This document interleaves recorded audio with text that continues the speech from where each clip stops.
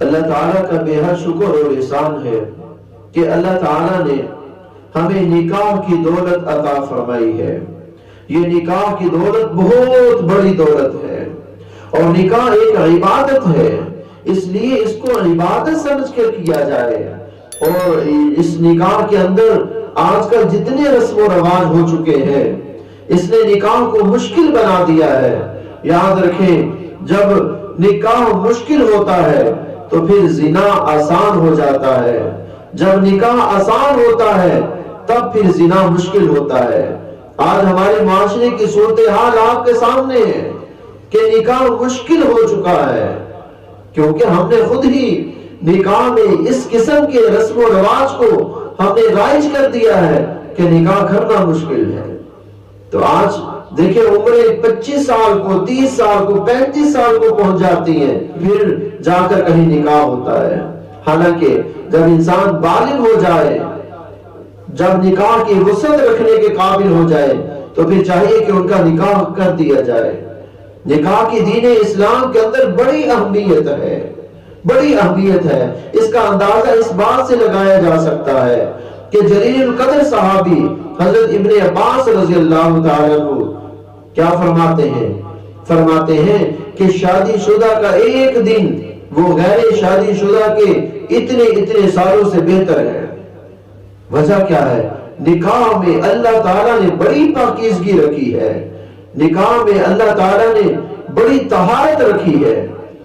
اور ایک اور صحابی حضرت ابن مسعود رضی اللہ تعالیٰ عنہ فقیہ صحابہ میں سے ہیں، فرماتے ہیں کہ اگر مجھے پتہ چل جائے کہ میری زندگی کے 10 دن باقی ہیں تو اس بات کو پسند کروں گا کہ میں نکاح کر لوں، کیونکہ میں اللہ کے سامنے اس حال میں پیش نہیں ہونا چاہتا کہ میں غیر شادی شدہ ہوں۔ آپ اندازہ لگائیں دین اسلام کے اندر نکاح کی کتنی اہمیت ہے۔ نبی رحمت صلی اللہ علیہ وسلم کیا ارشاد فرماتے ہیں کہ جو شخص نکاح کی وسعت رکھتا ہو اور وسعت ہونے کے باوجود نکاح نہ کرے تو اس کا مجھ سے کوئی تعلق نہیں ہے۔ نکاح میں جلدی کرنی چاہیے، تاخیر نہیں کرنی چاہیے، کیونکہ نکاح میں اگر تاخیر کریں گے تو پھر انسان گناہوں میں ملوث ہو جائے گا، کیونکہ اللہ تعالیٰ نے نفسانی خواہشات کو پورا کرنے کے 1000 دروازے بند کیے ہیں، صرف ایک دروازہ کھلا رکھا ہے، وہ نکاح کا دروازہ ہے کہ انسان کو اگر پاکیزگی حاصل ہو سکتی ہے تو وہ نکاح کے ذریعے ہی ہو سکتی ہے۔ آج ہمیں اس بات کی ضرورت ہے کہ ہم نکاح کو آسان بنائیں۔ نکاح کے اندر جتنے بھی رسم و رواج آ چکے ہیں، ان تمام قسم کے رسم و رواج کو ہمیں نکال لیں۔ ہمارے اندر ہندوانہ رسم و رواج آ چکے ہیں۔ یہ مہندی کی رسم کہاں سے آئی ہے؟ یہ ہندوانہ رسم ہے۔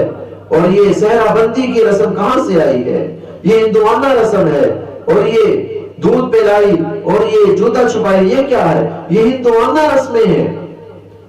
ہمیں ویسے بھی کسی قوم کی مشابہت اختیار کرنے سے منع کیا گیا ہے۔ من تشبہ بقوم فہو منہم، نبی رحمت صلی اللہ علیہ وسلم ارشاد فرماتے ہیں جو شخص جس قوم کی مشابہت اختیار کرتا ہے اس کا حشر اسی کے ساتھ ہوگا۔ ہمیں اس بات کی احتیاط کرنی چاہیے کہ ہمارا کوئی بھی عمل وہ رسم و رواج سے بھرا ہوا نہ ہو، بلکہ وہ خالصتاً نبی رحمت صلی اللہ علیہ وسلم کی تعلیمات کے عین مطابق ہو۔ اور نکاح کے بہت زیادہ فائدے ہیں، اس نشست میں انشاءاللہ چند فائدے وہ بیان کیے جائیں گے۔ پہلا فائدہ یہ ہے کہ نکاح کرنا وہ انبیاء اکرام علیہ السلام کی سنت ہے۔ نبی رحمت صلی اللہ علیہ وسلم نے ارشاد فرمایا کہ 4 چیزیں انبیاء اکرام علیہ السلام کی سنت ہیں۔ نمبر 1 حیا، انبیاء اکرام کی سنت ہے۔ انبیاء اکرام بڑی حیا والے ہوتے ہیں۔